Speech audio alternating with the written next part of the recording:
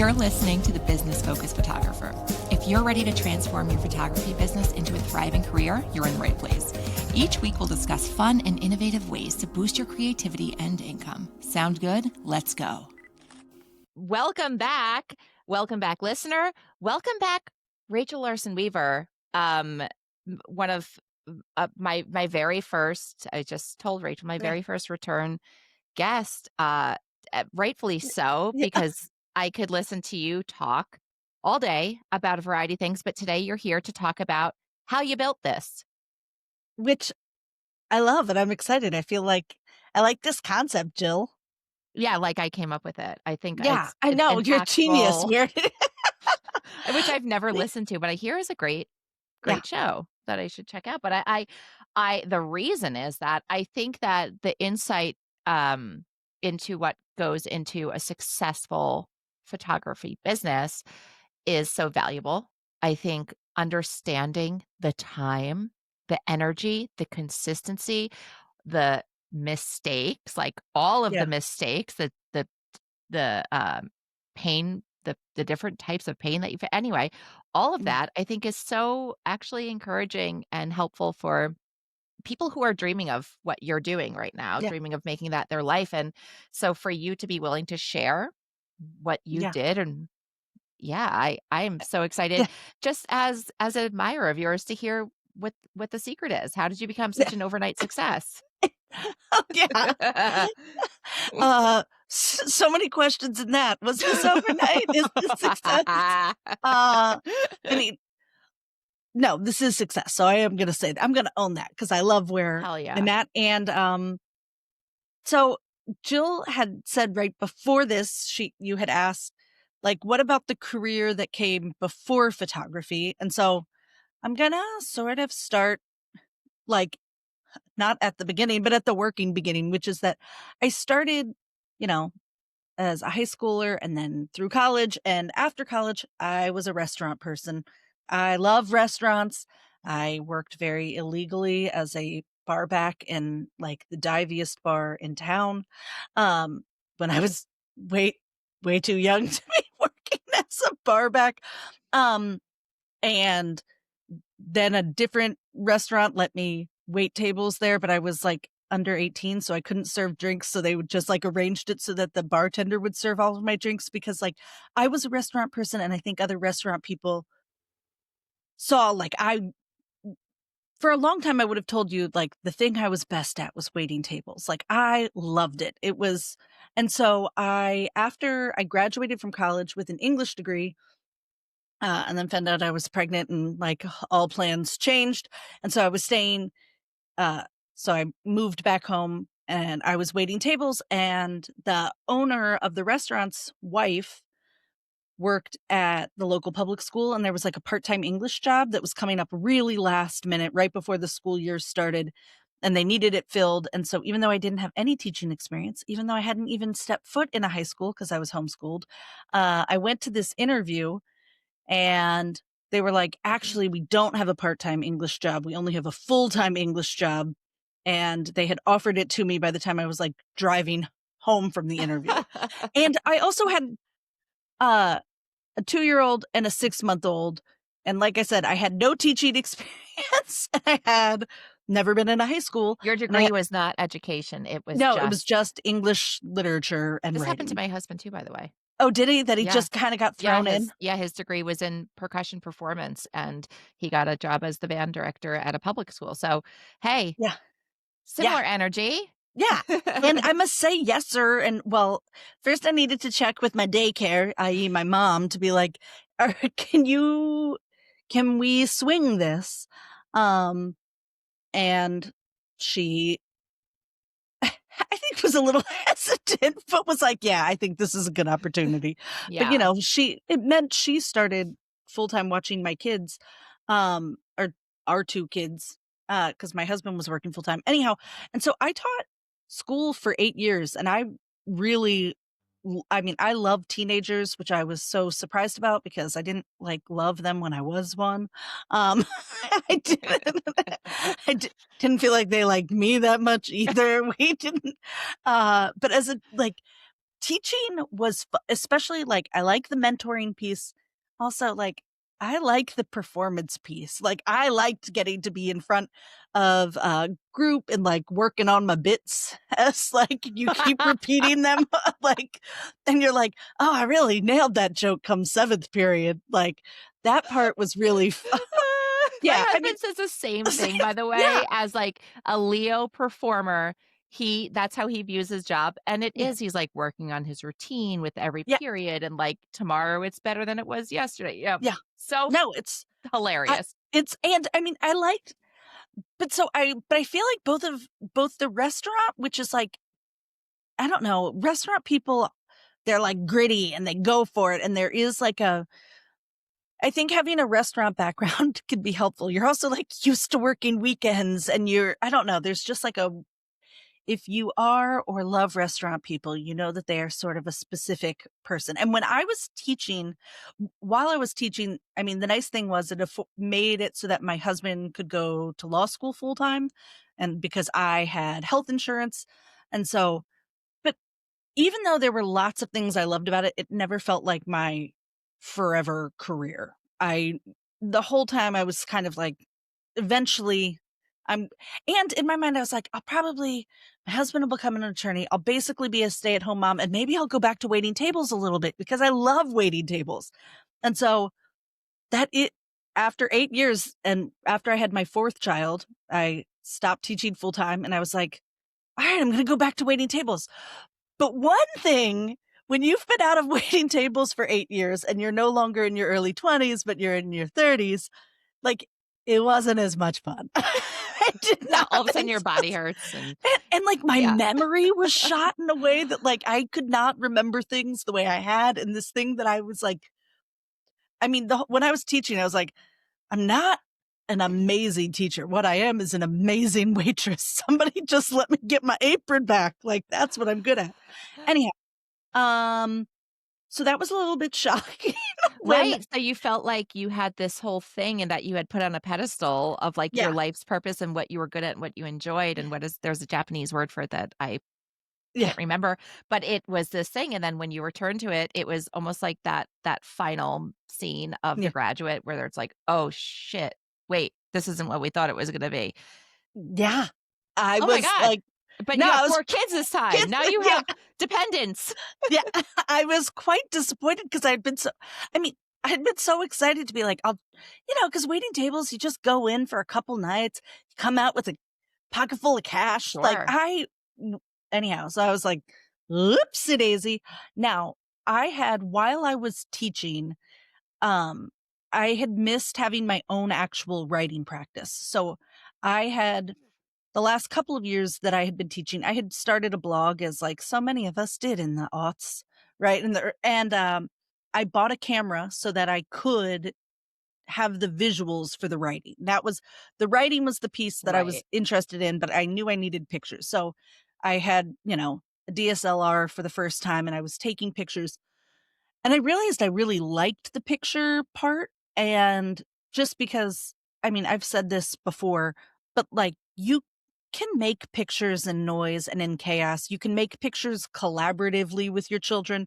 And that's so different than writing, which is hard to make in the thick of all of the parenting. So I really liked having this thing that was fulfilling a really similar niche or a need for me as writing did, but in a way that didn't feel so like conflicting with my life. And it just Right. seemed like it worked more Makes total sense. yeah, It's like a visual journal that yeah. And you didn't have to, like, use a lot of brain calories to document. exactly. And it just worked in the flow of life. And so people started to ask me if just like friends friends would just casually be like, "Can you photograph my wedding?" I'd be like, "Sure." I mean, these were this wedding was a very casual wedding.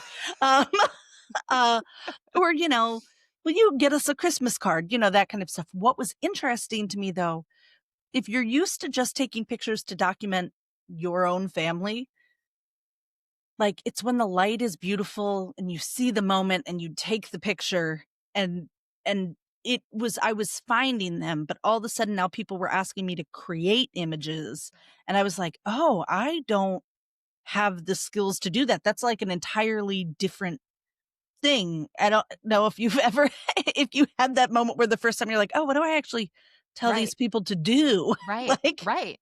act Exactly. natural is not Yes. a good It's no longer prompt. passive. Like Yeah. it's not a passive activity Yeah. anymore. Now you're in charge and you're leading Yeah, the and meeting. also, as you might have like, I became a school teacher because, like, the opportunity to presented itself, and I, like, came in without any training, and becoming a photographer was a little bit the same way.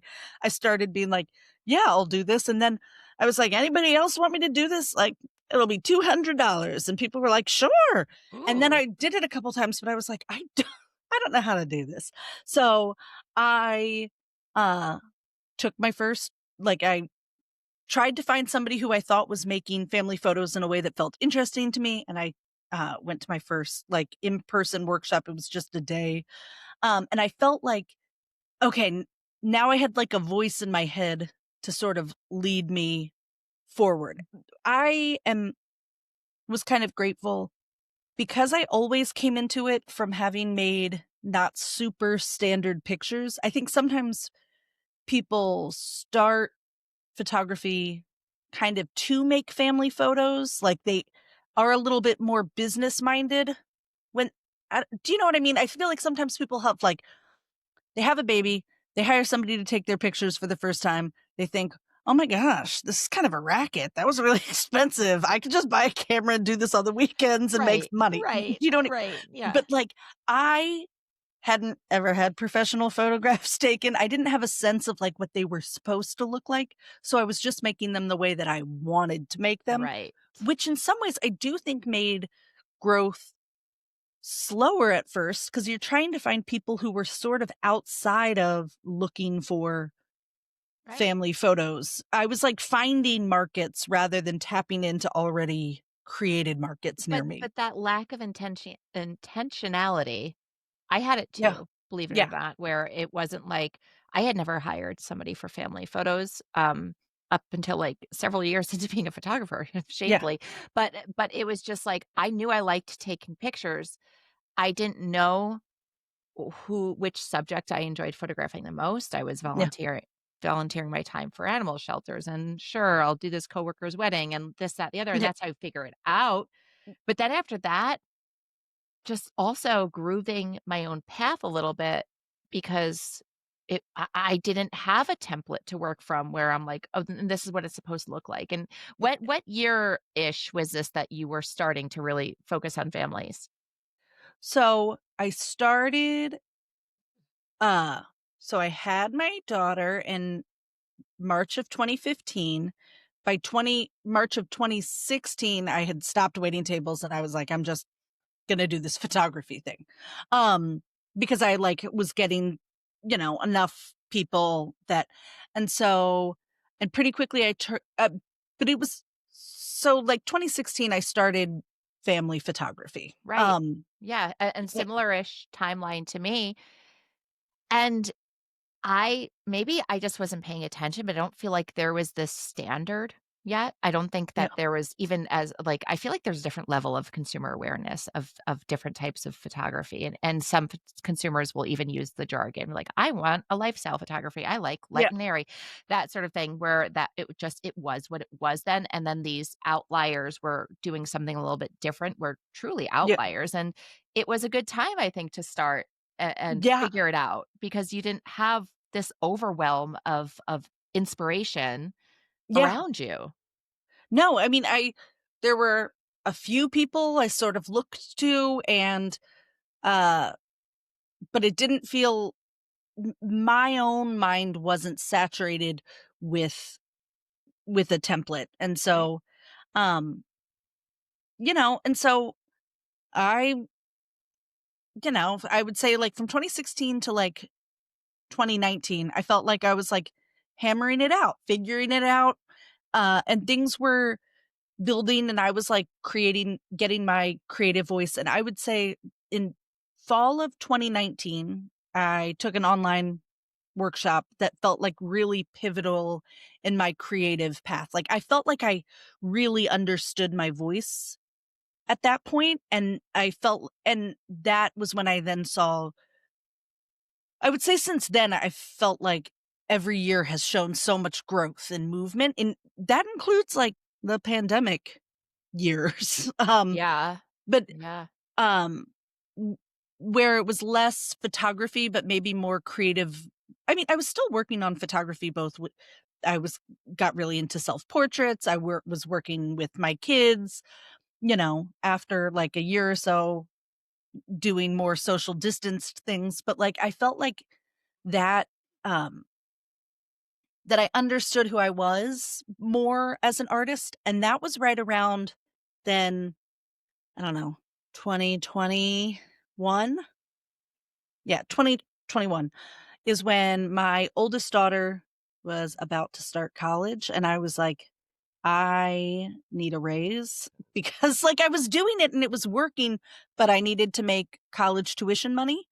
And I thought, well, I'll add in mini sessions like everybody else does because that's going to help me bridge the gap between what I was currently making and I needed a new offer. And that felt like I had seen that template and I Right. was going to go use the Mm-hmm. template. Also, oh, I should say, I was photographing I would photograph 10 to 15 weddings a year during that time. So I was doing family photography. That was like where my heart was, but I was making most of my money from weddings. But I Yeah. didn't want, but after, I mean, I haven't really advertised for weddings since 2020 when I still sort of do. I had some that had been booked and I was still working through those. So yeah, I was trying to like not do weddings and get a raise. It's weird. It is just in this moment that I put those two things together. Like that wasn't smart, but so anyhow, I tried to do a mini session kind of concept and it flopped so miserably. Like it was just like, nah, no, I couldn't believe. I was like, 3 of you? That's all that want these, like, the cheapest sessions I've ever offered? So Um, telling though yeah, of who you are without like they yeah, just held a mirror up to you, be like, "That's not you, Rachel. no, You." and I had that, like, you have that dark night where you're like, "How am I supposed to do this then?" Like, Mhm. uh and as I said, now in retelling, I don't know why I didn't try to go a little harder back into weddings, but um, and so I just was like, you know what? I don't think it's that people want less. I think it's that they want more. This doesn't fit with how I think people want to work with me. What if I go the other way? And that's when I started long form sessions, which are 24-hour long sessions. Yeah. And I drive all over the country to do them. And when I launched those, uh, in my launch window, I booked 6 of those versus my 3 mini sessions, and that was another time where then I sort of started to become. I also am the one who coined the phrase long form sessions.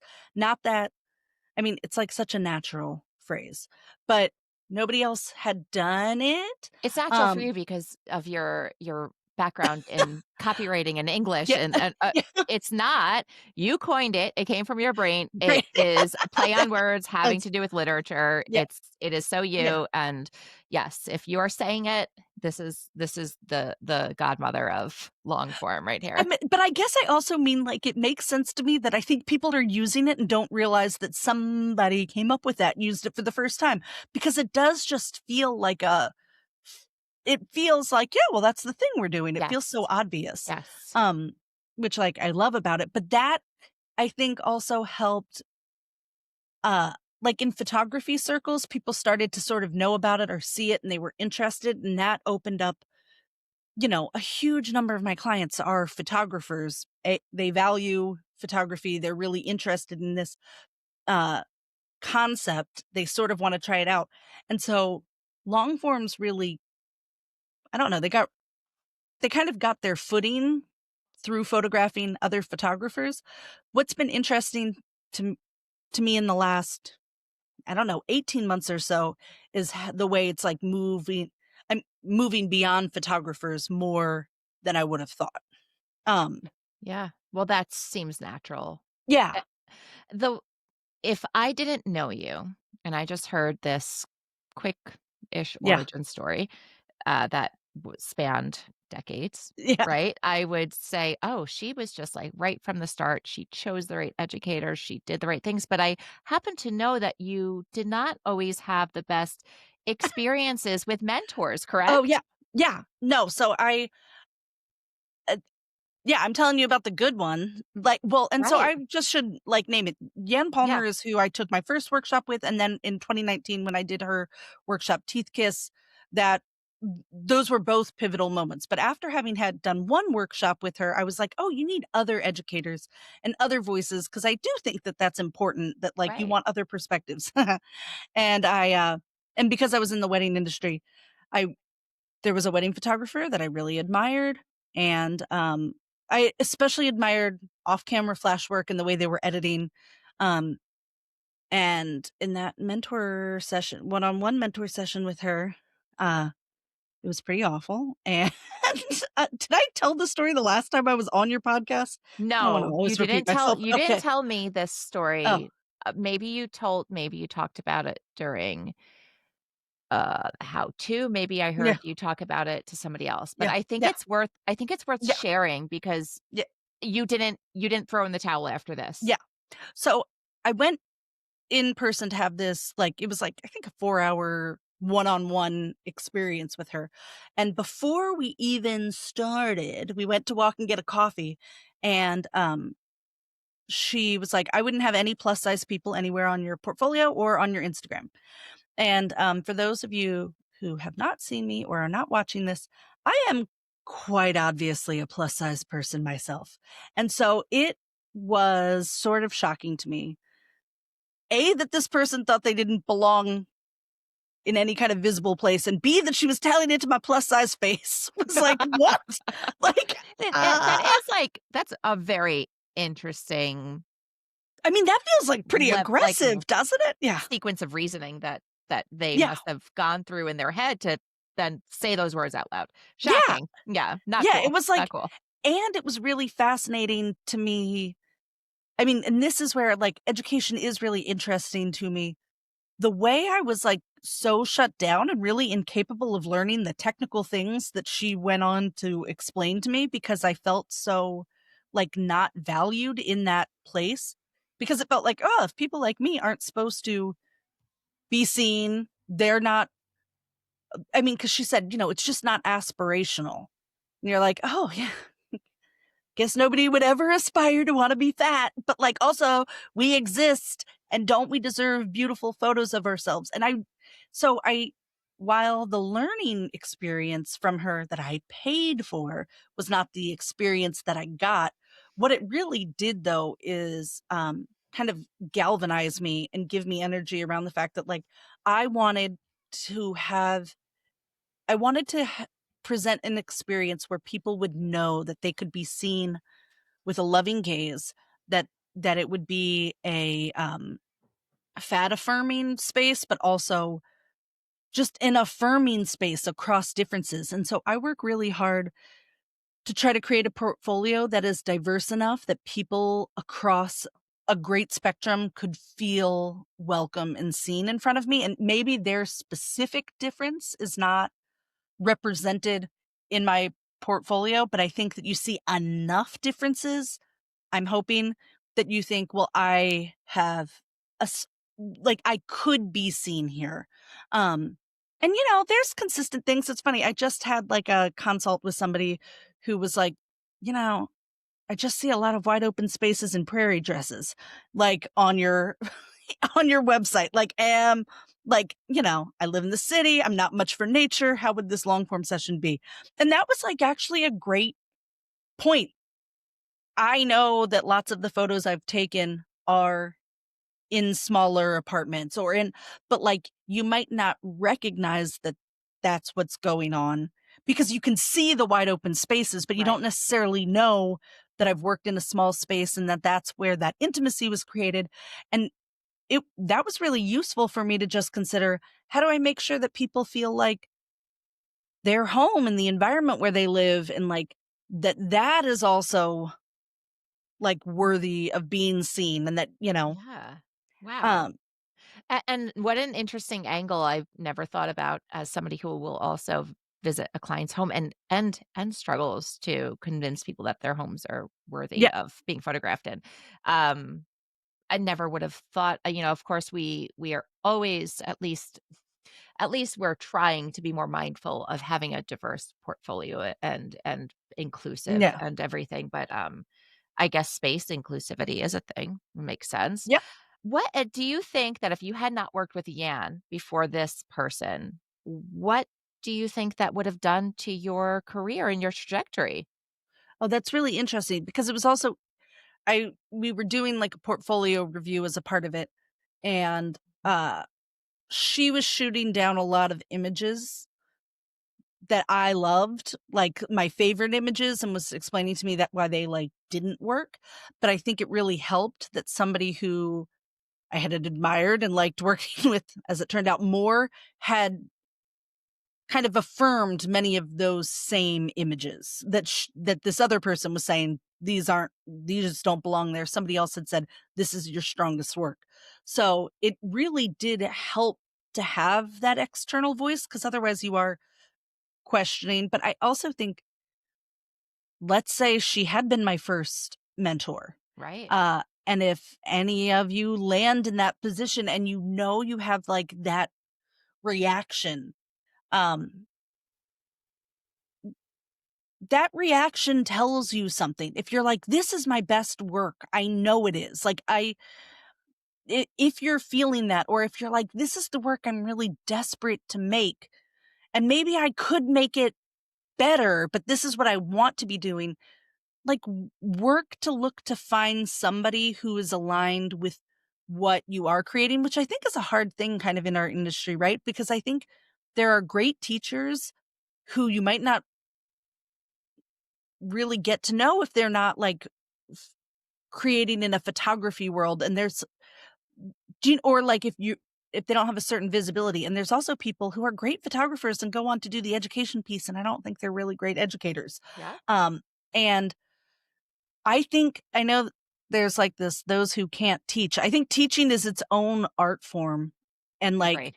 and they don't have to be the world's best photographer to be a really great photographer or teacher to other photographers. Yes. Like, we don't Yes. expect music producers to also be musicians. We don't expect editors to also be best-selling novelists. Like, we sometimes in the art field can have this weird thing, like the curators are not also the painters or the Right. artists themselves. Like, there's different ways of, um, somebody who can really see photography and know what to talk to you about making it even stronger and better and honing in your voice.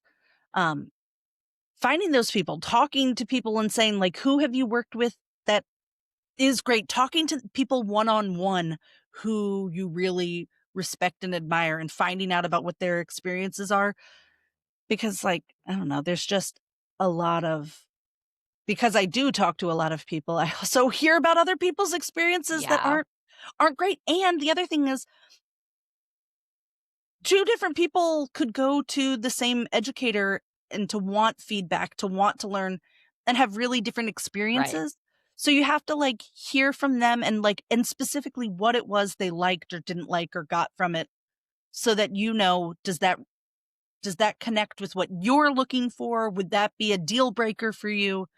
Um, Yeah. if you're thinking about a workshop or a class, find people who have actually done it, and not just the people that they're like necessarily Putting using on their their testimonial reviews. Yeah. page. Yeah. Yeah. Yeah. I actually, am in the process of finding and I think I found somebody I'm interviewing with Yeah.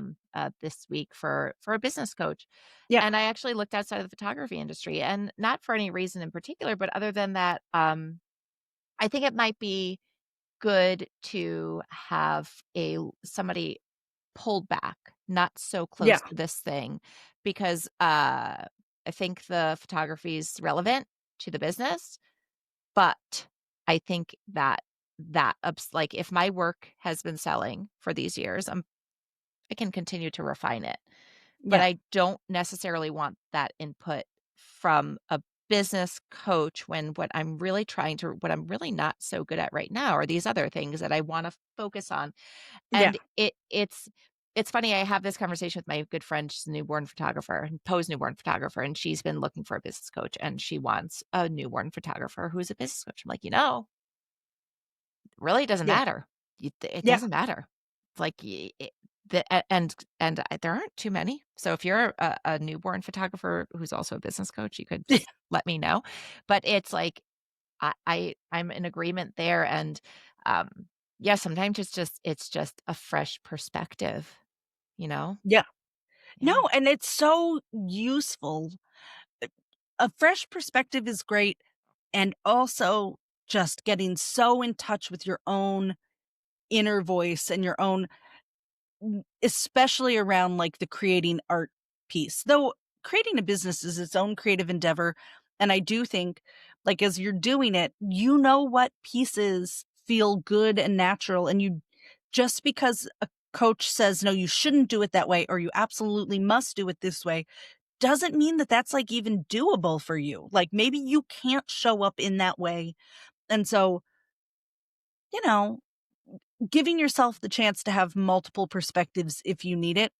I mean, I'm hesitant around saying any of this, right? Because I think some people get so stubborn in their head they won't listen to people, and you're like, No, you have like, you the should. business isn't gonna grow."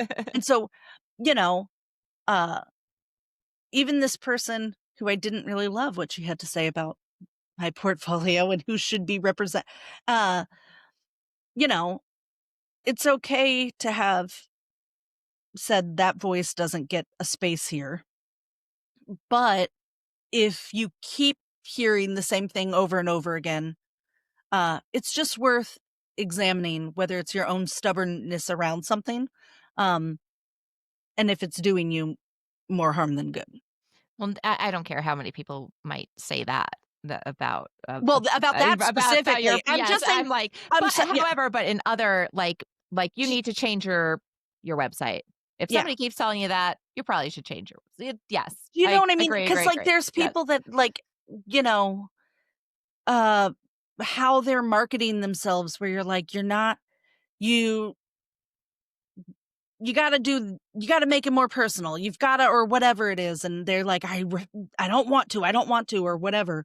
You're like, "Well, I don't it's not working for you." And the truth was, even before this, my business was working showing fat bodies, uh, and maybe it wasn't gonna create the luxury business that she wanted, but it was working for me in the way that I did want it to work, that I was already hearing that, but it really just helped me to come in more solidly and say, I'm gonna keep doing what I'm doing. Um, so yeah, it's just a weird there's a balance to be had between those two things, right? Like the outside voices can be really they can be helpful, they can be affirming, they can help us see our blind spots, and they can be a crock of shit. And you like it's a hard thing to know which one yeah, is which. yeah. A lot of it, I think, is trusting your gut, Yeah. and yeah, like if there's a type of work that you love to create, if there's some intangible quality about some of your photos, I would ignore anybody who tells you those are the worst ones in your portfolio, and I would continue to chase that dragon and just try to recreate that feeling over and over again until you can put your finger on what it is and make it your own, because that's really the Yeah. end game. If you can figure that out in this Yeah. industry, be something unique, that is like such a gift. Such a gift. Yeah. Wow. Um, and like deciding which voices, yeah, you're gonna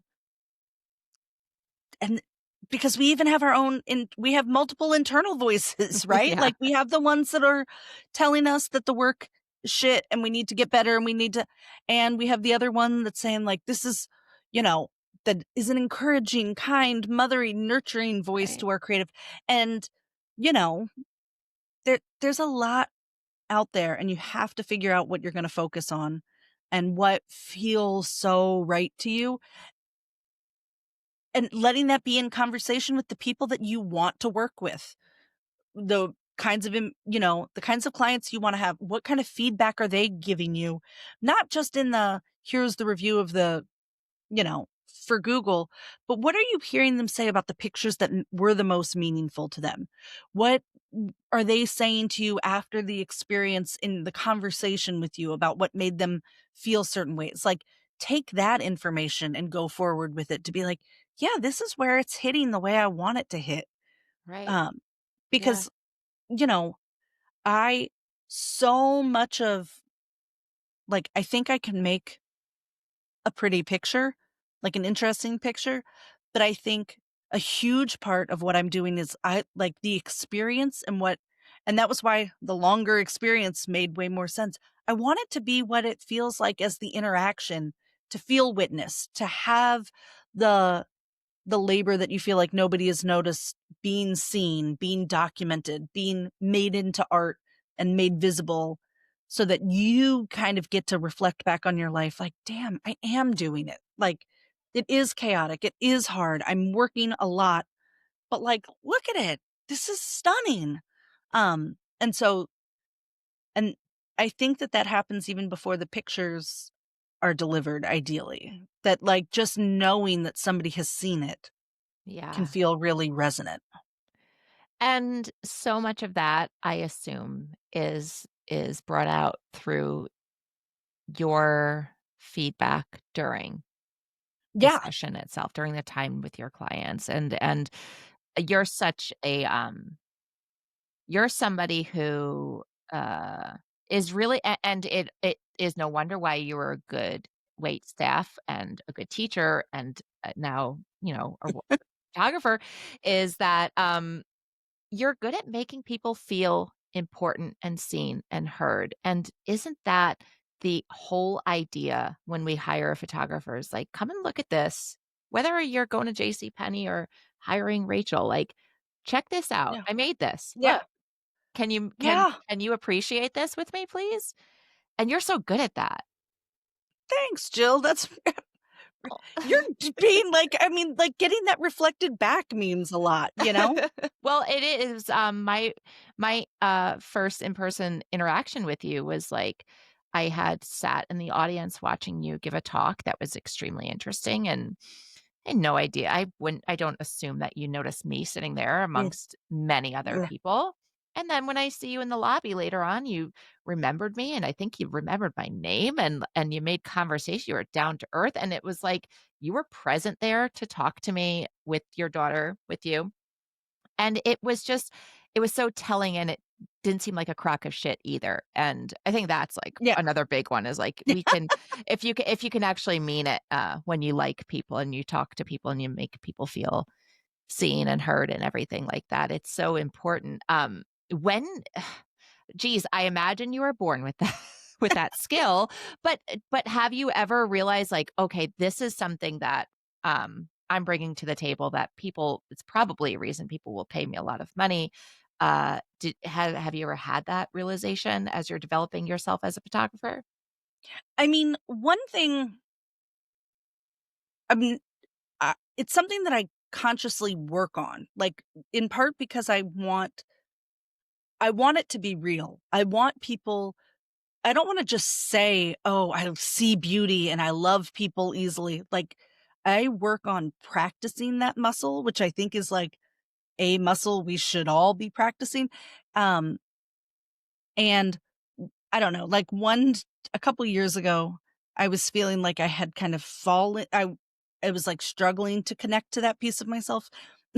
And I talk about the epiphany at the Great Wolf Lodge, where I I was at the Great Wolf Lodge, which we all know is horrible, and um and I was there with 4 kids and no other adult, and so I'm It like sounds like standing. heaven on earth. Yeah, it was The a best. very, yeah. So, uh, and I was looking around and feeling like, "Meh, I hate people." Like, I was just like, "Ugh, look," and, it's just a weird environment. You're inside and it's cold outside, and everybody's like in their bathing suits, and you're kind of it's awkward, whatever. And I was just feeling like such a hater, and I was So I tried to challenge myself and I was like, see the beauty in these people. So I was like, beauty, beauty, beauty. And I was like, just trying to stare hard and I was having a real hard, it wasn't working. And then I had this shift where I was like, what if I look at each of these people and I imagine that I'm somebody who already loves them and I'm seeing them. I'm not trying to fall in love with them. I'm moving from the place of I already love this person. And so I'd look at a couple who maybe didn't seem interesting to me at first, but I was like imagining him like whispering in his ear, like, I just love you. I can't wait to get in that hotel room or whatever. Like I was just like imagining all of these like what if that old guy who seems so unappealing to me, but then if I'm like, I'm his grandkid and he's my grumpy granddad who does get all silly sometimes. And, what would that feel like to be looking at him right now?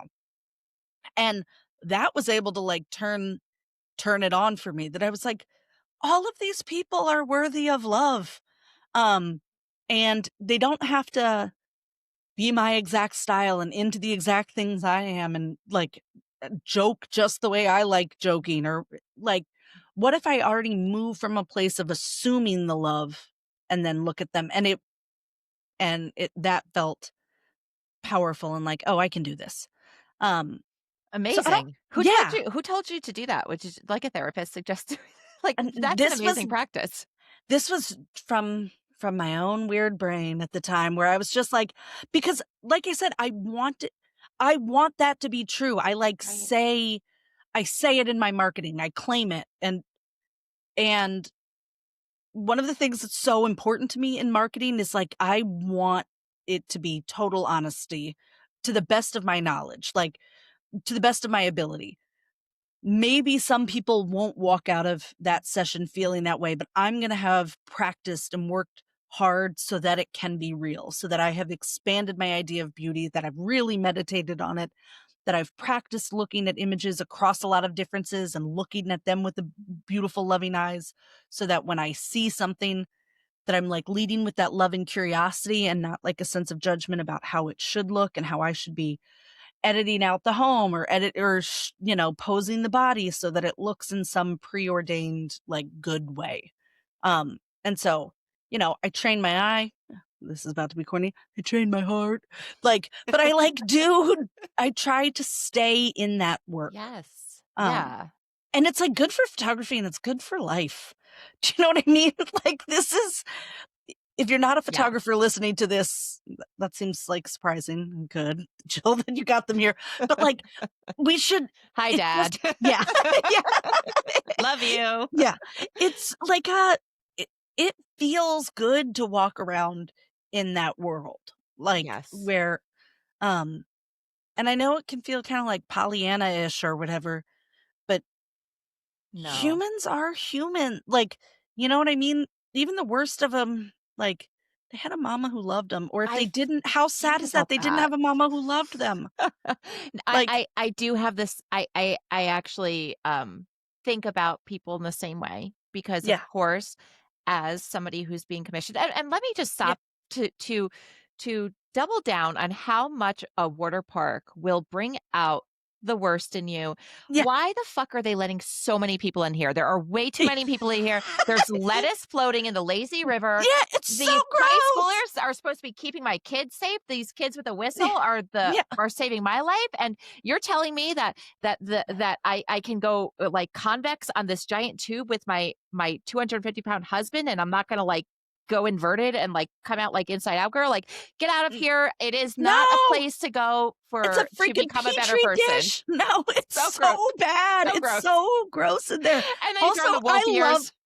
Okay, but I do also love it. I love a water park. Like being in the water is my favorite. Yes. Great Wolf Lodge is the bottom of the barrel choice for me, but it is still like a part of the barrel. Like I am still going to choose it over a trampoline park. Come to Monticello, come to the Catskills and go to the Cartwright where you spend, it is like all inclusive, like Caribbean resort pricing to be there for the worst pizza you've ever had, and the lettuce in the lazy river. It's so then and then Great Wolf Lodge will get another, and this is so funny, but it is like it so, give yourself a little bit of grace on Yeah. that low moment, and I've been there too, but I also when it comes to my clients, when it comes to the people I'm photographing, of course, we're commissioned. I don't necessarily get to choose exactly who I work with, and so I work with a variety of people who have a variety of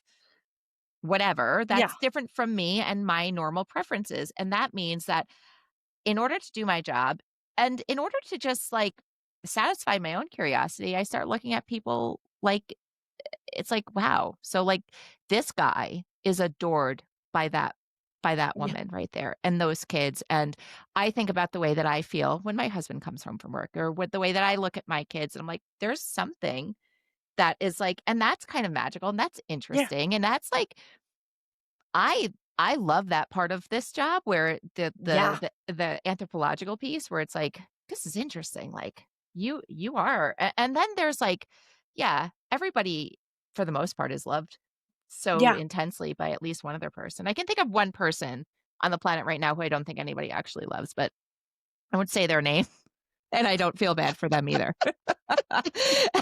But aside from them, Yeah. I think everybody is loved for one reason or another and deserves the loving gaze. I love that. I love Yeah.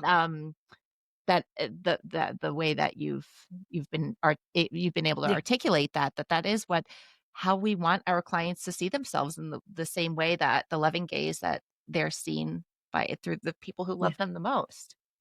And that comes from John O'Donohue. I talk about this book a lot. On Beauty, the Invisible Embrace.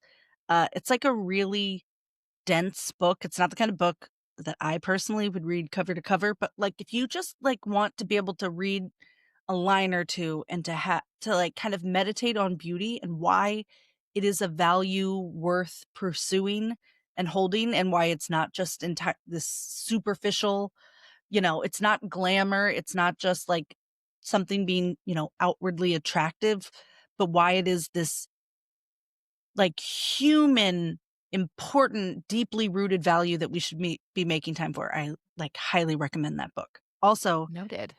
if you do, it's bet John O'Donohue was an Irish priest who like left the priesthood. I like to imagine him as the hot priest from season 2 of Fleabag. Like I just feel like just it might like you might appreciate him even more if you do that. That is so helpful. Do you wanna just do that Yeah. for, like, all of the old, the Yeah. canonized writers out there that we can just enjoy Yeah. their work a little bit more for Yeah, the if you're measure? like, "Cool, so that's Pedro Pascal speaking Yeah, right there." Just oh, like, another one by get John the Stamos, yeah, awesome. yeah. Exactly. That's it. We need Hilarious. you know Objectifying Yeah, the unknown. Yeah, yeah, anonymous. Anonymous sounds pretty hot. yeah, So, well, I do think that is, like that's the point of family photography, and you have zeroed in on it, but you've really niched down, like, you do what you do for the people who want you to do it, and that's pretty much where the buck stops. So, how long did it take you to, like to build this thing where you really are doing this super, specific type of work, for, enough money every year? yeah. Um, I mean, I would say since 2021, I feel like I get the yeah, I get the exact clients that I want, but I think it's that my marketing became so clear and my offers became so clear about who I wanna work with and how I want it to be, and I think one of the things that I'm pretty good at is and this is kind of, like photography business 101, right? That like I don't put pictures out there that aren't the kinds of pictures that I want to make more of. And I don't do it just though that I think like, oh, but this could appeal to some people. Well, it could, but is that then I'd have to do more of it. Um and so trying to be like this is it and to talk about it precisely and to be I mean, the other thing is I kinda hate saying this, but right, if you get to a certain price point, I'm not a casual choice. Like, I mean, I think it's interesting. I have some DC clients that's like, because I'm in the DC area, I might be kind of a casual choice for some of them. Um, anyhow, but like generally that's not true. But it's funny, as soon as I become like a casual choice, I don't usually like the session as much.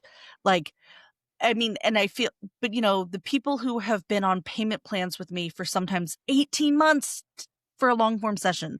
And like, because I try to offer interest-free payment plans to make it as accessible. It's an expensive thing.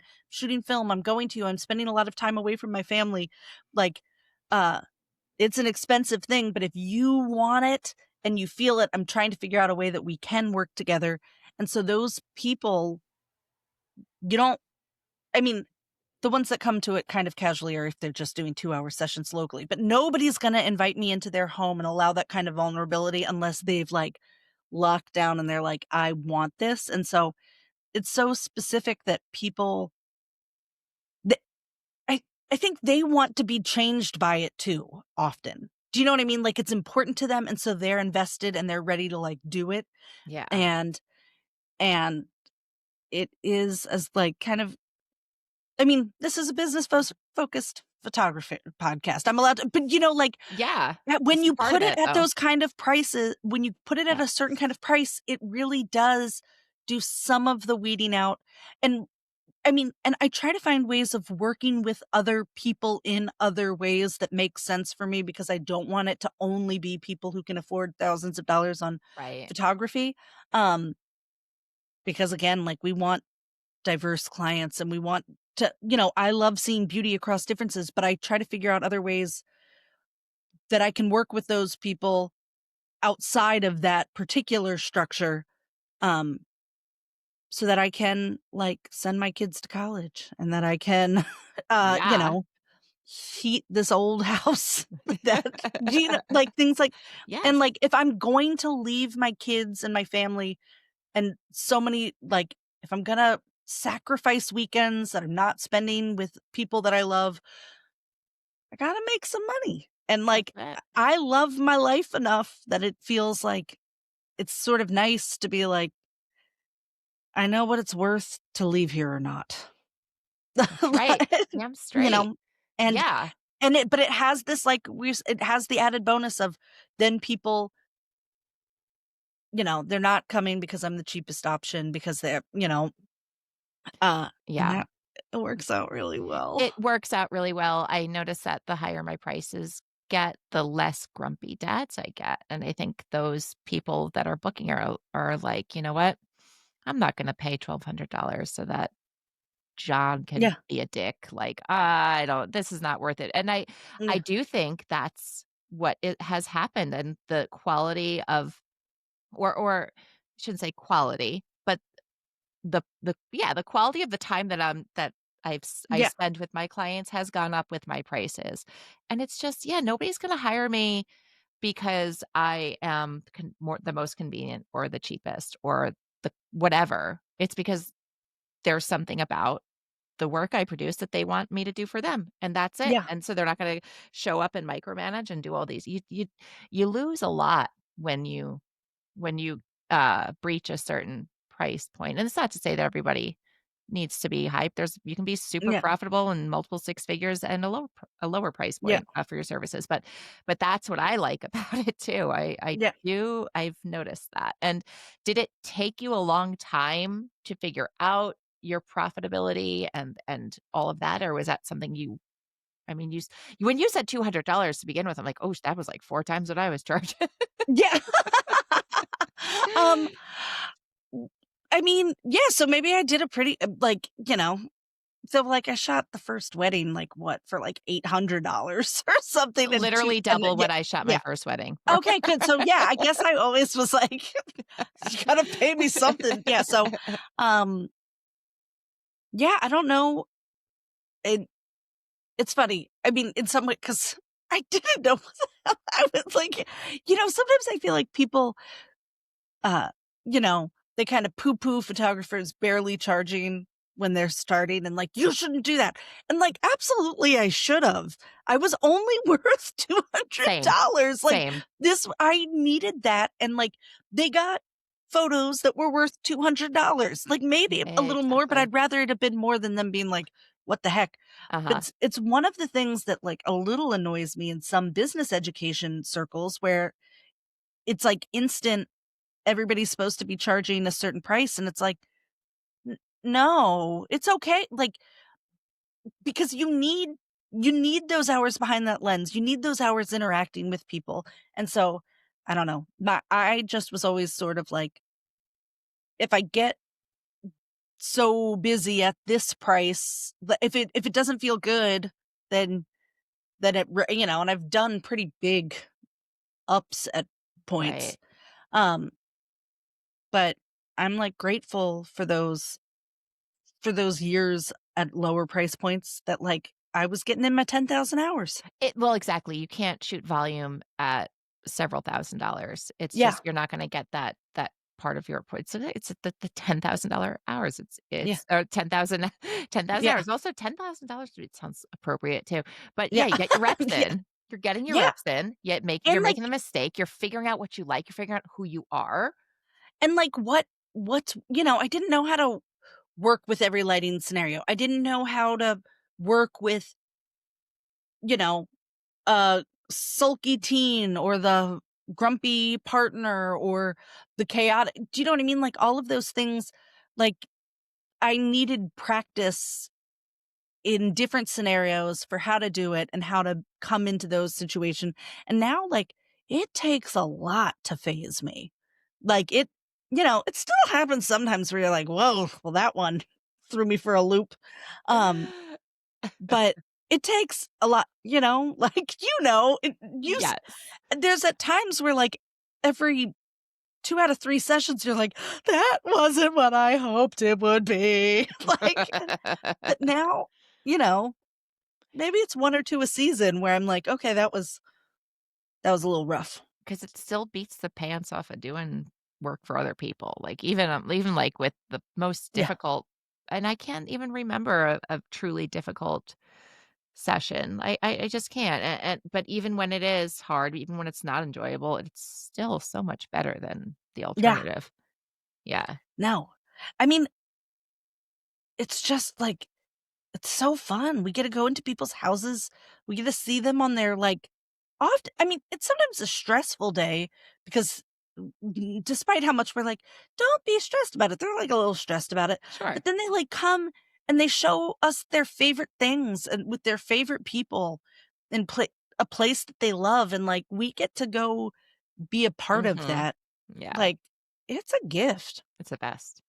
Yeah. It's the friggin' best, and it's what motivates me to just keep on going. Because God knows it would be easier in so many ways to just I was also a teacher, just go back to Yeah. teaching, like, that'd be easy. Just Would it though? I don't know. If I'm but would going it? back to But would teaching it? and, like, Right. making I would be giving up what's hard for somebody else's hard and then some other things. So, no, it wouldn't be easier, but there's parts of it that I'm like, "Yeah, Yeah, it'd be nice to not have to worry about my taxes or my answering yeah, emails," like, working outside of hours and, like, yeah, all of that, but no, this is the best. This is the yeah. freaking best, and we're lucky, and I And if you like all of those things, it's a great business to go into. It's not a great business to go into if you just think, "Oh my gosh, I can't believe people are charging $200 an hour, and I could do that, and it'll be the people will just come," and, like, it's a hustle, it's work, it's but, like, I like work, like, that's the restaurant yeah. like, some of it, not that I'm no girl boss, but, like, I like what I'm doing, and I don't mind putting in the hours because I think that the reward is there, but don't trust anybody that's acting like you can do this in 6 hours a week or something, you No. know? No, what 6 hours? Like, no. But that's Yeah, I'd be so bored. I love yeah, because I found something that is like, I would like to have this as a hobby, like, all of yeah, it, almost all of it, but I yeah, if I wasn't getting paid. So whatever. I Yeah. love it. I'm right there with you. And we didn't even talk about the fact that you exclusively shoot film now, right? Oh, You're yeah. not. So can you talk about like that pivot, or at what point you were like, I don't want to mess around with digital at all. Like film is it for me. I mean, I think around when I was saying 2019, when I really felt like I got my legs creatively, that I had honed in on my voice. I, and so I don't think after the pandemic, I don't think I've shot anything on digital for really clients after that. I mean, I bring it when I occasionally shoot a wedding, I still use it. I do that like headshots for our local community theater, and I like have to find my digital camera for that every time. Um yeah, at that I just realized that for me, I was doing it as a hybrid. I never liked my digital work as much as my film work. And um and then it like I'm not a great editor. I'm like go with your strengths. That piece I don't have enough of like the perfectionist, so I kind of like just giving off part of it. Yeah. I pay for the pro scans through my film lab. I use Indie Film Lab. I love them. Like they deliver my scans like 85 to 95% edited. You know, I'm tweaking some horizons. Every now and then I'm cropping something. Sometimes, you know, I'm raising a but like it takes so little time. Right. And I mean, and it's at a cost to me, but that means I can also photograph more families because I'm spending less time on editing. Yeah. It's trying to figure out what parts you like to do and what parts of the profit you're willing to give up for more of. Like, I like marketing and I mean, I extra like photographing families. Like, so those are the two things I try to let the majority of my work life get to be. Uh, Editing, I don't like. There's all sorts of like back end stuff. I have an assistant to take care of a lot of it because I don't want to. You know what I mean? Trying to figure out what parts are the best use of my time. Right. Yeah. What's your zone of genius? Mhm. Yeah, you are the embodiment of the big leap. I don't know if you ever read that, but it talks about the No. zone of genius, and like it's a little bit idealistic and privileged, frankly, Yeah. that to be like do you, like the idea is like don't operate outside of your zone of genius. It's a waste of your time, and you're gonna basically be poor if you choose to do anything but the exact thing that you're really good at. But you Yeah. are basically doing that. And it's working. So Yeah. you And I will say, like, I feel like getting an assistant was one of those things that felt like such a huge, like, how can I afford that? And like, it has opened, if you are like on the fence about that anywhere, it could just open you up creatively. Like I have a weekly half an hour meeting with my assistant, Sally. That part is huge. Just like the accountability and the moving forward on projects are like, I, anyhow, it's that has been so well spent for me. Yeah, Sally is amazing. Where did you find her? I mean, I kind of lucked out because Sally had done 2 of my workshops beforehand. And Okay. so I I had another assistant who was working with me that I, like, knew from personally, but her life had changed and she couldn't keep doing it, and so I mean, I only knew that Sally was interested in doing it. I just put it like a story on my I put up an Instagram story a year and a half or 2 years ago and was like, "Hey," and it stunk because I was, like, in the middle of, a busy season, and you're like, "I can't possibly train anybody," and I mean, I was inundated with people who were interested. Like, I think I pulled the story down because I got, like, so many emails so fast. Um, which is also just to let you know, like, there's a lot of people out there who like the idea of some steady like, Yeah. it can often be people in our industry who, like, already knew Dubsado or do you know what I mean? Some of these things that really are helpful. So, Yeah. if it's something you want, being willing to, like, but one of the things she gets a set number of hours every week, and so I it kind of keeps me accountable to like keep it moving. Yeah. I'm paying Sally no matter what. Yeah, she's doing it. Yeah. That is inspiring. I would I mean, it's benefit. hard Would sometimes. benefit from Sally for sure. Yeah. Yeah. That was just and by the way, the last time we spoke, um, I was like, "Yeah, I think you're kind of making me wanna buy a film camera." I didn't own one yet. Yeah. Okay. So this was step 1, okay? Oh, she's pretty. So cute, so fun, so Yeah. compact, right? All Yeah. manual, of course. Um, this I had owned. I forgot that when, my husband's grandfather died, I inherited his desk and all of the cameras. He was an Yeah. insurance adjuster, and this was one of them.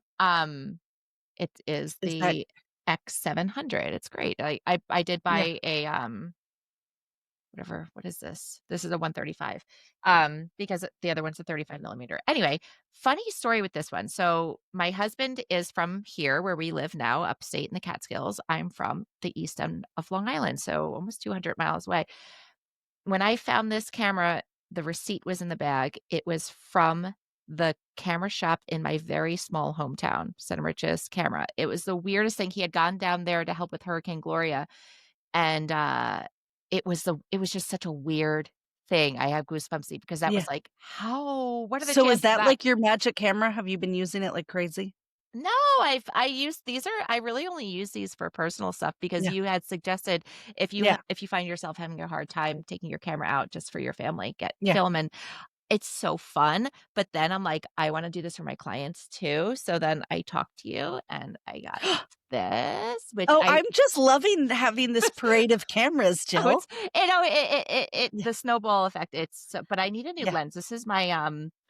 This is a sticky 50 1.4 Sigma art, and, I think you told me you like your 35 1.4 art Yeah.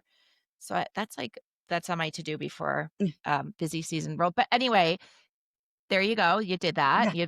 you So I maybe you got the film camera the last time, maybe you get the assistant this time. I I'll don't get yeah, you're inspiring me, you always do inspire me, I love talking to you, it's so I love easy to talking to talk you, to you. Jill. Yeah. Yeah, I'm gonna wrap it up with, like, Yeah. some fun questions. Are you ready? Okay. Let's do it. Alright. Your favorite system to shoot? Wait, what do you mean? Like, I know that you're not committed to one. You have, like, Yeah. Nikon, you have, Oh, okay. Yeah, yeah, yeah. yeah. Don't know what I was like, what do we mean by That's well, system? you're not in Yeah. the digital Yeah. world, so it's not Yeah. It's as not as yeah. N important or yeah, exciting. Nikon backup Pentax. Cool. Medium format or 35 millimeter? 35 millimeter Color or black and white? color. Expose correctly or push? Push. Ooh. Favorite lens? Almost uh probably a 50 millimeter or 1.4. I mean, that's for personal work. When so I was telling you, because my Pentax is like basically an equivalent of a 50 millimeter, then I use the 35 on my 35 so that I have variety. But if I'm using my 35 millimeter film, just camera for myself, then it's usually with a 50 millimeter lens. Yeah, Because, yeah, it's my go-to too on my for yeah, digital. It's I don't yeah, take it off, but, now with shooting I've been shooting a 35 millimeter on the little FG, yeah, and I love it, and I kinda want a 35 millimeter for my mirrorless too. yeah, It's fun, it's fun. yeah. Um, lens strap or no lens strap? Yeah, I wear a harness when I'm shooting Hell with 2 yeah. because I got 2 cameras on. It's like an ugly harness, like one of the foamy ones you get from Amazon, not like one of the sexy leather ones. Which offer no, which I own, but I'm not Yeah, I don't photograph people for 12 hours, so it's yeah, yeah. It's yeah, it's I'm into minivans sometimes. I'm like, "Just get the job done, and it doesn't have to be more expensive," and, like, function. I'm just Mhm. yeah, Yes, yeah, it makes sense. Uh, um, and by the way, the people who are listening who, like and I've seen you, some of you are high level photographers who are just raw dog, no lens strap. That blows my mind. Aren't you so yeah, afraid you're gonna drop your yeah, work, like, your entire job right there? I yeah. can't I can't. I can't. Um, Yeah. Environmental portraits or up close and personal? Environmental. Yeah, that prairie. You gotta get Yeah. that prairie, Yeah. right? How about raise your prices or refine your offer? Oh. Oh, that's a good one. Raise your prices. Usually, yeah. Yeah, Yeah. yeah. Less work that pays well or more reliable work that pays okay?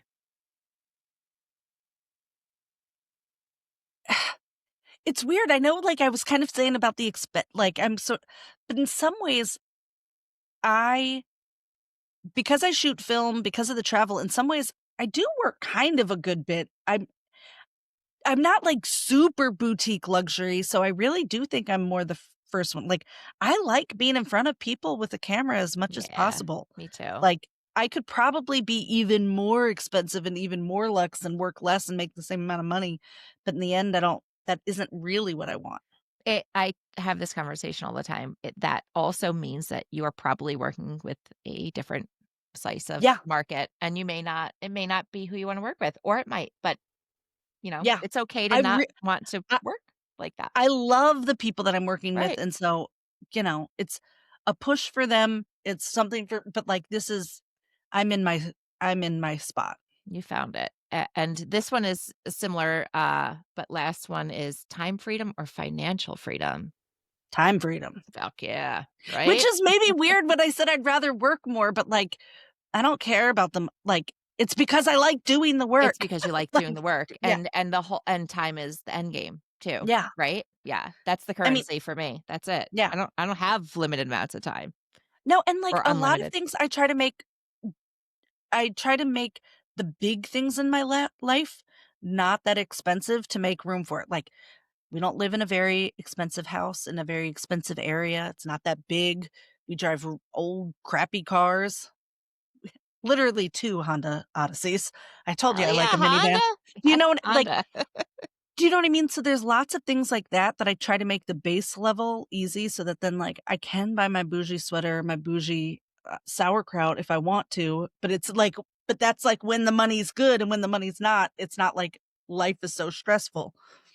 You're I having mean the best kibasi when it's flowing, aren't you? You're oh, just, like, yeah, man. going. Yes. Like, I love, like, some farmer with a 401k raising pigs on yes, please let me buy that expensive sausage and Me put some expensive too. kraut on it, like uh-huh. Yeah, I know, but I have that in actually too many areas of my life where I'm like, I'm No, I leaving mean, up. really, like, I have lots of those, it's just the house and cars and, like and all technology. The laptop I'm on, you might be horrified by. It's State working. It's yeah, working, and exactly. you don't need to edit on it, so, Yeah, yeah, it's yeah, so there's justified. lots of but, like, I like expensive clothing, expensive food. Those are, like, the big ones. Yeah, House but stuff. when you buy an expensive house, that's a single purchase, and you're shopping local, really. You're Yeah, benefiting your realtor, and it's not. But when you're every day choosing to buy from a local farmer or yeah, buy an outfit from a small batch maker, yeah. you are making a difference, and so that is more ethical. And I will encourage you to continue to spend your money as you Thank have. thank you. And like I said, it's an easy thing to, like, turn it down when you're in the slower season Sure, and you can turn and it feels like in my ethics because it's also I want people to make the decision to work with me as a business person like that, and then it's always interesting to me when other, like, artists, small business people don't actually prioritize artists and small businesses. right. Well, that will when that is the mindset, when those are the practices, it's normally reflected to and not to sound bitchy or snarky or but, like, it's reflected in the longevity of that person's career Yeah. as an artist and small business owner. It's like you need to I'm sure I've said this to you. I probably said it to you the last Mm, time we spoke on here. It was like, you need to pay I think it's so important to pay for the another photographer, Yeah. full price, like understand that part of the transaction, that part of the client relationship and the importance of it. And then you really feel the value too when you get Yeah. those deliverables back. And yeah. Yeah, because I think we talked about it. Darn, I could keep talking. But when this past summer, I felt like you were talking about hiring your family photographer and you were like going through the Yes. journey on, and I was like, this is great content. Like, Yeah. tell us Yeah. more, Jill. Yes, it was. Yeah, and I did. I hired two great photographers this year. One for extended family, one for regular, and it's such a fun. And I'm doing it again. I'm trying to figure. Yeah. I'm you. I have you in the running. I don't know if Yeah. this is going to be my Rachel year or not, but I'm like, Yeah. and that's what makes me a little bit of a nightmare client too. Is that I almost never hire the same photographer year after year. It's just there's too I many great get it. No, photographers. It's so exciting. no, I 100% get that. Like, and I think that's one of the things that I also talking to people, like, you can't take it so personally when somebody doesn't hire you again. It doesn't, there are so many reasons. Like, it isn't Yeah. personal, Yeah. but it doesn't mean they didn't love working with you that time. There could be Right. something else that they want to do, Right. whatever. Um, Exactly. yeah. They might want to go to Chesapeake Beach for a vacation and take Yeah. their pictures there. That might be Yeah. the whole Well, yeah. reason they're going all the way down. Yeah, that Yeah. makes sense. That's Yeah. totally rationalize that. People are like, what the hell are they talking about? Just Google it, guys. Just Google it and then do it. But well, listen, Rachel, thank you so much. And by Thanks, the Jill. way, signature Rachel color. That Thanks. poppy red is it's not on your nails today, but it's on your sweater. And I Yeah. just associate that color with you. It's so good. This bougie sweater might have come in the mail moments before this. I love that. I love it. It's Black beautiful. Friday sales. Listen, you earned it. Yeah. Yeah, that's for you. Treat yourself. It's beautiful. I love that color on you. Thanks. Yeah.